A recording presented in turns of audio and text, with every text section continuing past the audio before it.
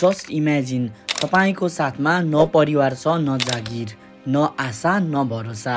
तपाईको हातमा छोरीको जिम्मेवारी छ अनि मनमा एउटा अधुरो सपना। उनले दुःख, सङ्घर्ष, एक्लोपनको पीडा र अँध्यारो समयमा पनि हिम्मतले जितेर इतिहास बनाएकी छिन्।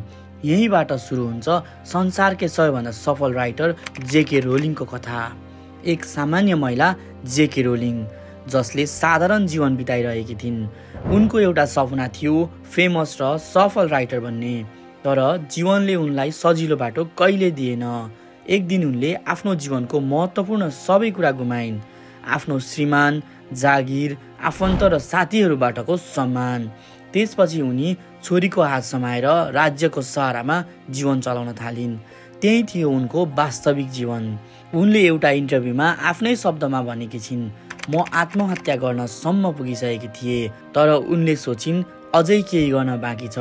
छोरीको मुस्कानको लागि केही गर्न बाँकी छ। आफ्नो कथा लेख्ने सपना पुरा गर्नु बाँकी छ र आफूले गुमाएको सबै कुरा पाउन बाँकी छ। त्यसैले उनले भनेकी थिइन्, I had nothing to lose and sometimes that makes you brave. यसको मतलब हो मसँग गुमाउने केही थिएन र कहिलेकाहीँ त्यो कुराले तपाईँलाई साहसी बनाउँछ। त्यसैले त्यही अँध्यारोमा उनले एउटा पात्र जन्माइन्। त्यो पात्र हो ह्यारी पोटर। उनी आफ्नो सानो बच्चा सुताइदिएर कफी सपमा बसी आफ्नो बुक लेख्थिन्। जब उनी आफ्नो बुक पब्लिस गर्न सयौं पब्लिसरको ढोका ढकढकाउन गइन्, उनको कथा लगातार धेरै पब्लिसरहरूले रिजेक्ट गरिदिए, तर पनि उनले हार मानिनन्। फाइनली एउटा सानो पब्लिसरले उनको पहिलो book Harry Potter and the philosopher's stone publish गर्यो। त्यसपछि के हुन बाँकी थियो र? त्यसपछि एकपछि अर्को गर्दै लगातार सक्सेस पाउँदै गइन्। अहिले जेके रोलिङले लेखेका बुक संसारभरिमा 500 मिलियन भन्दा बढी बिक्री भएको छ। 85 वटा भन्दा बढी विभिन्न भाषाहरूमा ट्रान्सलेट गरेर लेखिएको छ। ह्यारी पोटरको मुभिज, मर्चेन्डाइज र पुस्तकहरूबाट अरबौं डलर कमाइ गर्न सफल भइन्। जेके रोलिङ आजको दिनमा विश्वकै सबैभन्दा सफल राइटरहरूमध्ये एक राइटर हुन्।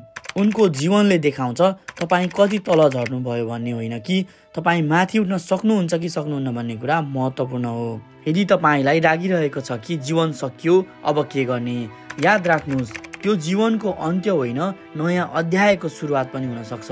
त्यसैले मेहनत गर्न र आफ्नो सपना पुरा गर्न कहिले पछाडि नहट्नुहोस्। भिडियो मन परेमा लाइक, कमेन्ट र सेयर गर्न नबिर्सिनुहोला। यस्तै प्रेरणादायी कथाहरूको लागि हाम्रो च्यानल सब्स्क्राइब गर्नुहोस्। धन्यवाद।